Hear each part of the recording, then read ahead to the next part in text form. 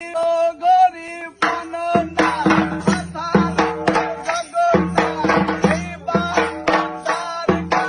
এর মতো মেয়ে খুব কমই হয় ভাই। দেখো, ঠাকুরের পূজা থেকে শুরু করে যে কোনো অনুষ্ঠানের থেকে শুরু করে, মানে বাড়িতে পূজা থেকে শুরু করে, ভিডিও করা থেকে শুরু করে, বাড়ির দেখাশোনা, মানে সবকিছু একাই করছে। মানে কি বলবো, আর কি দিয়ে যে তৈরি মেয়েটা আমি কিছুই বুঝতে পারলাম না। তো যাই হোক, এটা নাকি পাট ঠাকুর ওদের ওখানে বলে, আর আমাদের এখানে দেল ঠাকুর বলে। এটা নিয়ে একটা কন্টেন্ট বানায় ফেলাইছে, বিশেষ করে কিছুক্ষণ আগে পোস্ট হয়েছে 7 মিলিয়ন ভিউজ। মানে এদের ভিউজের কোনো চিন্তাই করতে হয় না। আমাদের একটা জিনিস আছে যে ভাবতে হয় যে ভিউজ আমাদের কি করে আনবো, ভিউজ কি করে আনতে হয়।